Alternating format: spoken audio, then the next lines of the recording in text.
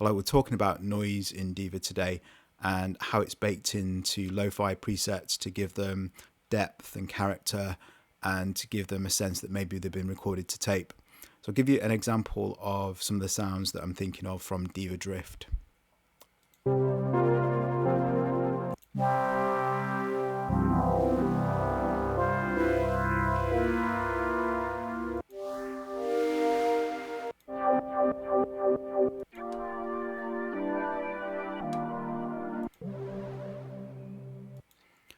So those are just a few of the 140 sounds that you get with Diva Drift. It's on $15 intro in April 2026.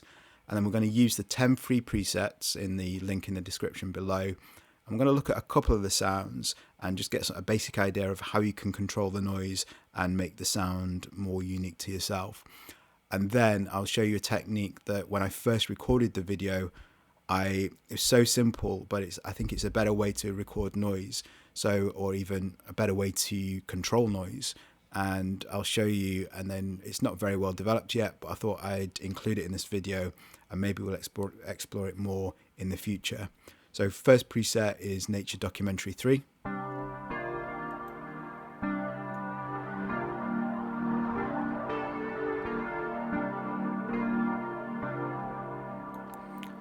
We're on the Moog oscillator. It's very easy. You've just got a noise control there and you can dial it up or dial it down. And in addition, you can choose between pink and white noise. White noise tends to be quite fizzy, high end, used in hi-hats and FX. And pink noise is a little bit warmer, a bit woollier, and a little bit more kind of mid to low energy.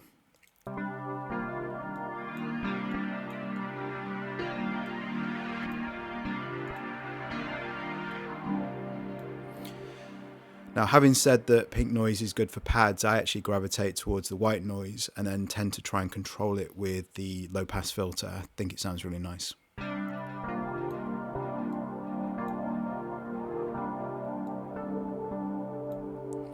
So that's entirely up to you. If you want to use the darker pink noise, that's fine. If you want to use the fizzier white noise and then use a low pass filter to take away some of that top end fizziness, fine as well. It's very subjective. Okay, let's move on to the next sound, which is called Flight School.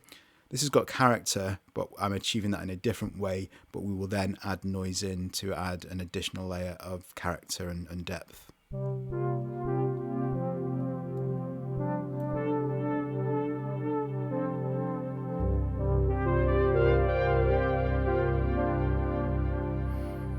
I love this sound from the pack. I just think it's got like movement and warmth, but without being too brash and in your face. What we're going to do is sacrifice this triangle wave on VCO1 and add in the noise.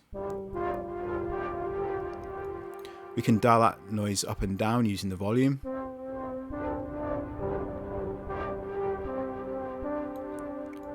What we might want to do is, you can hear that it's kind of introduced some low mid, some low end. We might want to just trap some of that noise between the low pass and the high pass filter.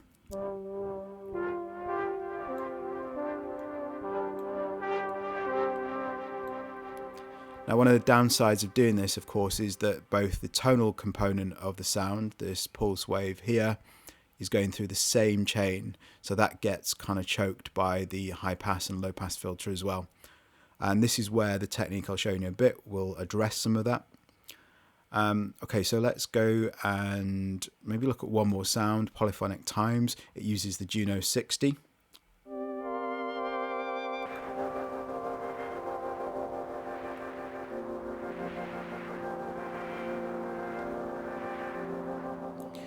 So noise is built into oscillator 1. We can turn it on and off with this LED here.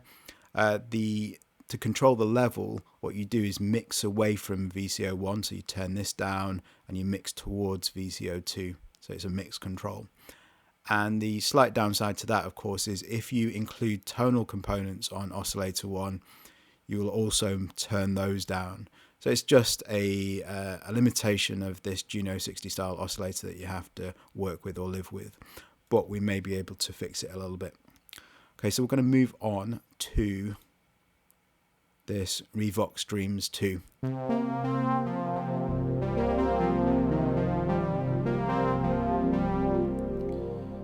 So it's not an obviously fizzy, noisy patch, but the noise is there, giving it a little bit of depth. And what I might want to do is add an extra layer of noise. And the way we're going to achieve that is actually bring in a second Diva completely dedicated to noise only. So I've got both layers turned on. This is now a Diva with just the noise turned up. I've taken away the pulse, I've taken away the saw width, so this is entirely noise only.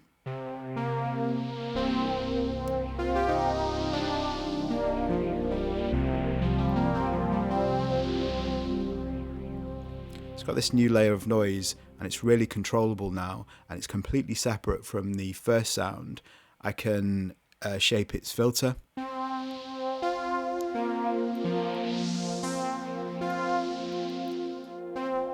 I can shape it dynamically because now it's got its own envelope. I can add movement to it exclusively.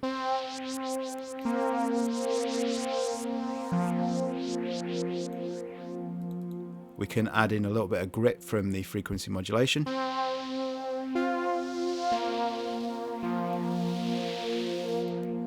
You can also hear that I've got it running through a phaser because noise really loves phasers. It just gives this, I guess it's almost like Jean-Michel Jarre kind of, noise through a phaser.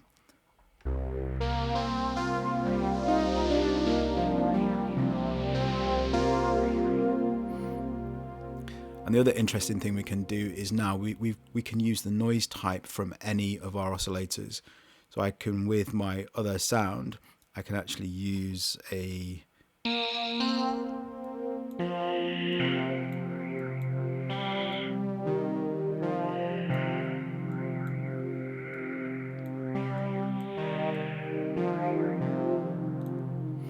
So I've got a digital oscillator providing the noise, and then I can't remember what the other one was, but it wasn't digital.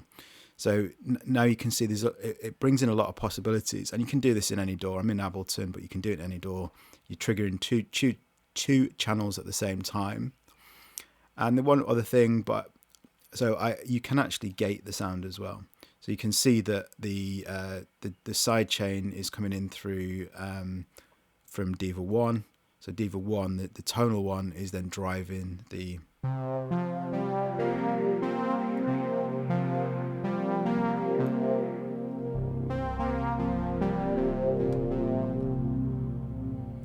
so it's controlling when the noise comes in and comes out. I tend to prefer just to kind of control the envelope shape, but gate is a possibility. You can experiment with that. So the idea is not fully fleshed out yet, but I thought it's a really one worth sharing. Then the last thing that we've got here, you can see that now we've got two instruments. I mean, we want it to sound cohesive, and so we want really to put them both through the same signal chain.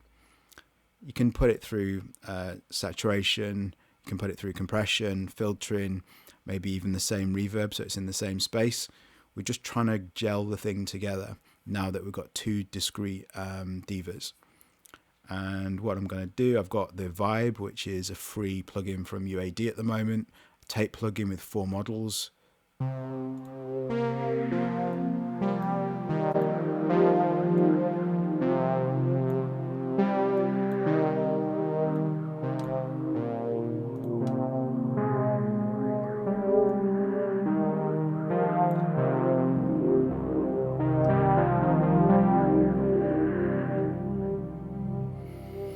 Okay, so just a very simple way to control, to gain a lot more control over the noise, effectively using two Divas. One's a noise machine, one's a tonal machine. You mix them together, and then you use grouping or whatever the equivalent is in your DAW in order to put them through the same kind of chain and gel them together. I'm going to look at a couple more patches and how they're set up. So we've seen this Revox Dreams. There is another one called Multi-Bass.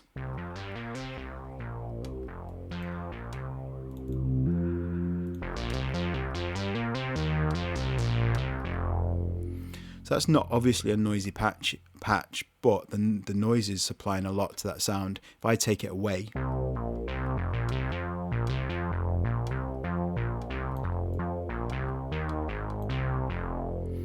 kind of thickening things, and it's just building that patch more beyond what it would be on its own.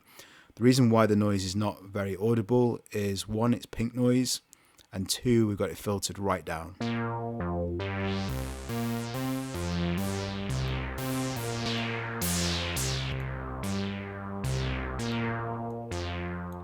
So if you get the right balance of pink noise with the low filter cut off, and it sits there underneath the sound, it's not necessarily obviously a noisy patch, but it is giving the patch some depth that you start to miss once you take it away. The last patch we're going to look at today is this light touch.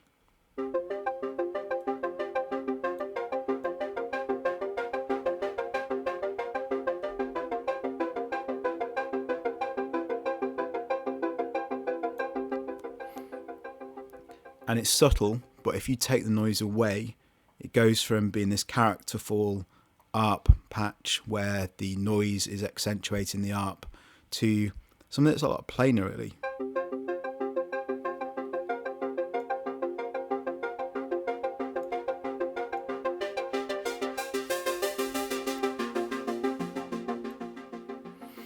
Okay, so today we've looked at noise in lo-fi patches. We looked at Diva Drift. If you want to pick that up, it's $15. If you want to get the free presets, they're in the link in the description below.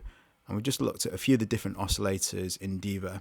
And what I'm going to do is play a few more of the patches from Diva Drift, and then I'll kind of sign off for the day and hope to see you on another video soon. Thank you.